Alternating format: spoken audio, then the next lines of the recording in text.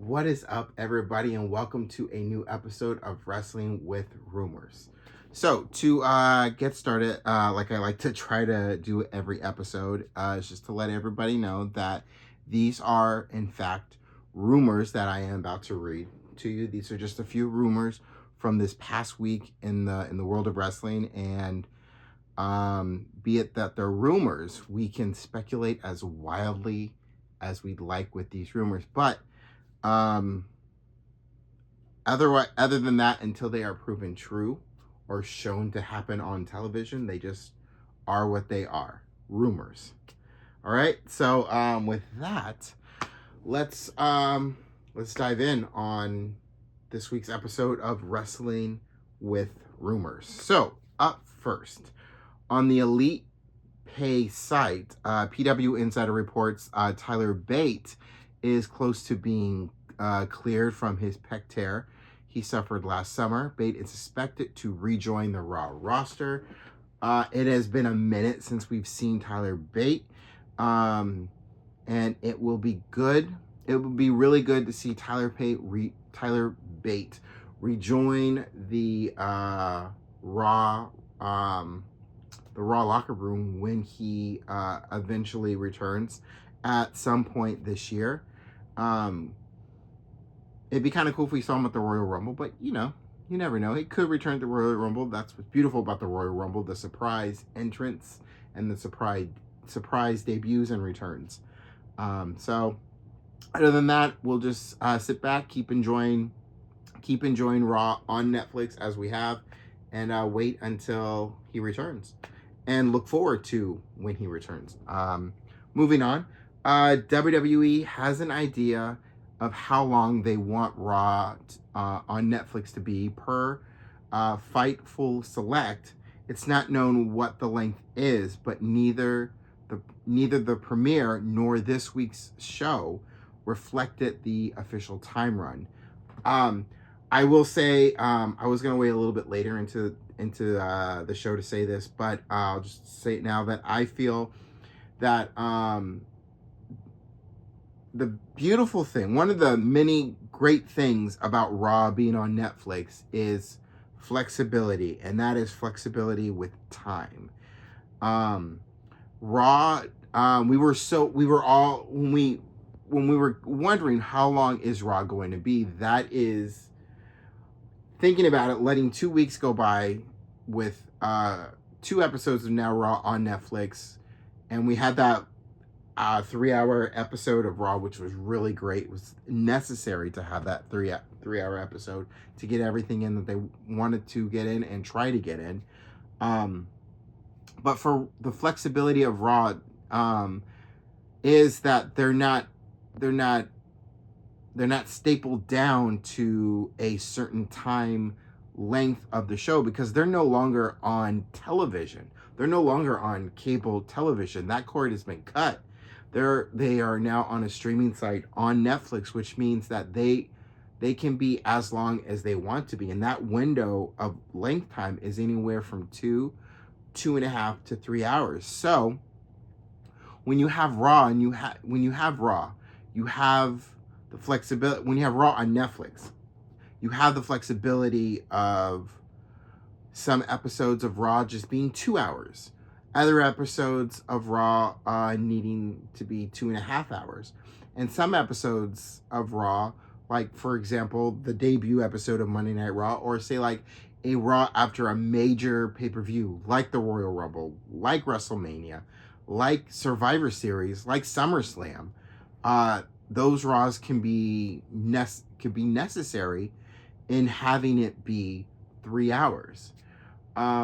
And I know a lot of people were mad or a little confused about why Raw this week was 2.5 hours instead of 3 hours, because they thought it was going to be 3 hours. But we have been subject for so long, since the debut of Raw, just Raw in particular, of how long of the length of the show is going to be, because it's on TV. Because when you're on a network like the USA Network or TNN at one time, you have to go by the length of time a show can't go past a certain amount because they have other things that need to air. Like another example would be like NXT on the CW and having to finish exactly at 10 o'clock because at 10 o'clock the news comes on. It's the same thing when SmackDown was on Fox.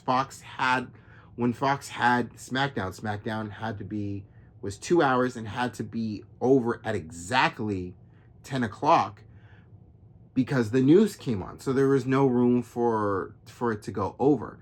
On USA Network, you can let an episode of Raw back in the day, or even now with an episode of SmackDown, go over a minute or two if they need to. With Raw being on Netflix, they have a more broader window if they have an idea of how long the show is going to be, and something within one of the segments take a little bit longer. They have that extra time if they need it to have an episode of Raw go over. Like for example, it seemed like Raw was really meant to be a 2.5 hour show, but ended at 2:30 at like 7:30 and the Pacific time. That would be 7:34, about 7:37, which is 10:34, 10:37 Eastern time. Because of how long Penta's debut went. It went a little bit over. So, but that's just the beauty. That's just a little bit. That's how I feel about the beauty and how great it is to have Raw on Netflix is the flexibility. I mean, there are many other things that makes having Raw on Netflix great, but the flexibility when it comes to time length is one of those great things that we as the fans don't have to worry about, because it's really just about when people in WWE like Paul Levesque, like Triple H, how he feels, how he and everybody else involved and in charge feel how long the show needs to be that particular week. And it's a week, and it goes week by week. So 2.5 this week could be 2 hours this coming week. It could be 3 hours this coming week. We don't know. We just know that window is between 2 and 3 hours. And we're good. And I think we're good. Anyway, moving on. TNA is planning a live episode of Impact from Orlando on February 20th per Fightful Select. It won't be the start of regular live broadcast, but Sean Ross snaps. TNA sources tell him Impact will go live on special occasions when it makes sense for the company. That is a great thing. And adding to that it was announced that WWE and TNA have signed a multi-year partnership deal together, which is great for NXT. It is great for the NXT roster to have more involvement and have more storytelling that they can do with the roster of TNA. And plus it's also good for TNA because it gives the men and the women on the roster of TNA an opportunity to come to WWE as part of this partnership and get a feel for what it's like to be in WWE and have all of that experience of WWE without really being signed to WWE, just to get a feel for it, like just dipping a toe in just to see what it feels like. Because if a contract comes up and they're not sure if they want to stay in TNA, but they remember their experience of being in WWE, that could be a good thing. Might want some of those men and women in TNA who are leaving TNA, who had that experience as part of that partnership, might want to go to WWE. And I think that's great. So I think this partnership is a good thing, as well as TNA possibly going live February 20th, which is also great because it's a very rare thing for TNA to go live because they're mostly a tape show. So 2 thumbs up all the way. This is good stuff. I love that. I love hearing that. Sources told WrestleVotes that WWE will host a WrestleMania press event on Super Bowl weekend, just like last year when The Rock slapped Cody Rhodes in the face. This might be one of those things this might be one of those regular things that they might actually start to do to really push a main one, two, or three main storylines that lead into WrestleMania as either a main event or a second or third main event on the show. And the first one was great because of all that drama that we got from The Rock, from Roman Reigns, from Cody Rhodes, Seth Rollins. When you add all that stuff in it, because that was the big one. So, I say, yeah, I'm for it. I say let's see if they can recreate that kind of magic again with new people. I'm looking forward to that, as long as I hope it's true. Lucha Libre Online's sources claim there are several AEW talents who are not happy with their current spot in the company. Some of these wrestlers didn't previously look at WWE as a real alternative, but that changed after seeing Penta's successful debut on Raw. Continuing on to that same feel, two such wrestlers said they will explore free agency in 2025 and feel there is a better chance to be successful in WWE now due to the changes with Triple H running creative. So you take those two rumors that I read, and it makes a lot of sense. If you look some of the AEW talent that have left AEW and have either come to WWE or come back to WWE, have either had somewhat a successful going in WWE or have had a very successful going in WWE. You look at someone like Cody Rhodes, leaving AEW, he was once WWE, came back and is very successful as the undisputed WWE champion. You look at someone like Lexis King, who has had a very up and down, but now mostly up time in WWE, being in NXT, really finding himself as Lexis King, and now as the Heritage Cup champion. You look at someone like Shawn Spear, who at one time, when he was part of NXT and then got moved up to the main roster of WWE, was known as Ty, Perfect 10, and he left, really found himself, especially in AEW, as Shawn Spears, the chairman, coming back to WWE, going back into NXT as Shawn Spear, and really building his coalition of men and trying to get a woman on that faction of his too. So you look at someone like that, and I would say the same thing about Penta, but Penta had only just had his debut in WWE this past Monday. But it feels good, and I'm just excited for what's to come in the future for Penta in WWE and the matches that he will have. He's definitely going to be in the Royal Rumble for sure. Now to move on. Last week I had a couple things. I had a quote from Mark Henry, and I'm going to continue that again this week. There are two quotes that I found from Mark Henry that I wanted to read to all of you that I found interesting. The first one, on which coach talent should listen to in AEW, and this is what Mark Henry said: "I wish they would listen to Dustin Rhodes, but Dustin Rhodes, he don't own the company, so they're going to listen to the boss, which is Tony Khan." And then the other one is on trying to talk to the talent during his time there. And Mark Henry said, I was blue in the face. I can say whatever you want, to, and it's not a knock. It's the truth. There's people that I helped, and I helped the company after I left. There's people there that'll tell you right now because they work there, and they wouldn't be there without me. I put them in place. I know what I'm doing. you take those two quotes right there, and it's just really about how the talent, how a good chunk of the talent really wouldn't listen to Mark Henry, and wouldn't listen to Dustin Rhodes, and only really listen to Tony Khan, it seems.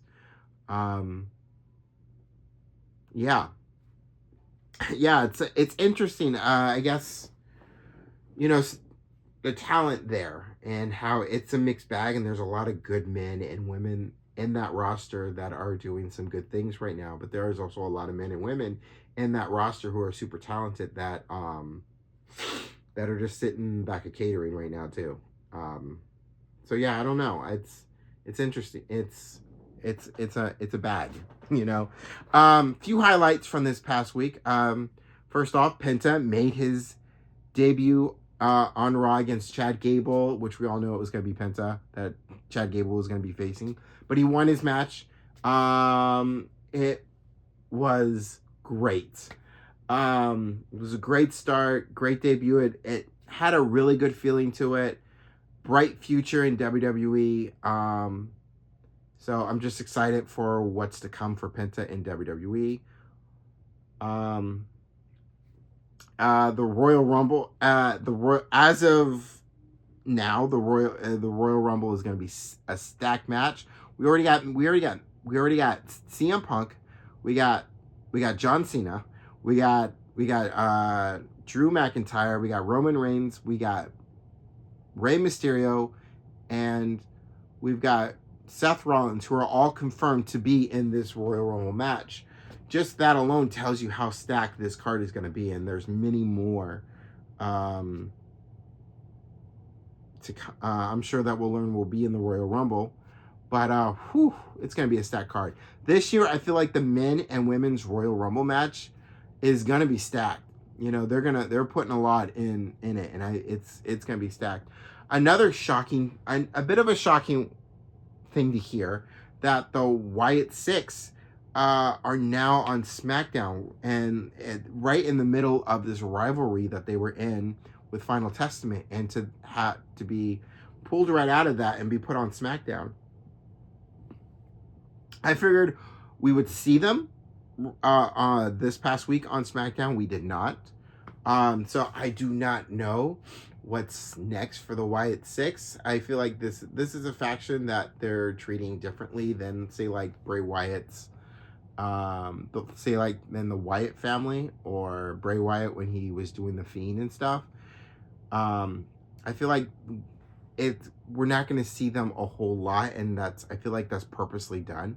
That it's an attraction, and it's a surprise and a shock when we see him. So cool. Up next, history was made as Lyra Valkyria became the inaugural women's champion. A lot of people wanted it to be Dakota Kai. I wanted it to be Dakota Kai, and it wasn't. But I still hold hope for Dakota Kai to be a future Intercontinental Women's Champion. As you're watching this, this Saturday is Saturday's main event, which means next Saturday is the Royal Rumble, and these two Saturdays are WWE's. WWE owns these next two Saturdays, with Saturday night's main event and the Royal Rumble. And on SmackDown, we got the first vignette for Charlotte Flair's return, which means I'm really leaning more towards Charlotte Flair making her return at the Royal Rumble. And also, with all this stuff that's going on with Corey Graves, the drama of Corey Graves, and it's possible it could be a shoot, but Pat McAfee will not be on Raw this coming week because of because he'll be doing a college game day for the college championship game between Notre Dame and Ohio State, which starts at 7:30 Eastern time, 4:30 Pacific time. And it looks like, it's not confirmed yet, but it looks like Wade Barrett will replace will be stepping in for Pat McAfee that Monday, and that Monday on Raw, while all this Corey Graves drama, whether it's a shoot or not, is going on. The whole Corey Graves thing, I'm not really sure. I'm just kind of sitting back and then watching it all go as it goes. A lot of people have made their opinions about it. I'm just kind of watching it, how it goes, and see what happens next. And you know, anything is possible, and you never know. But that'll do it for this week's episode of Wrestling with Rumors. I appreciate all of you for watching. Don't forget to subscribe. Don't forget to leave a like. Hit that like button. Don't forget to leave a comment. Let me know what you think about this, anything else. And I will see y'all in the next one. Take care of yourselves. Peace, y'all.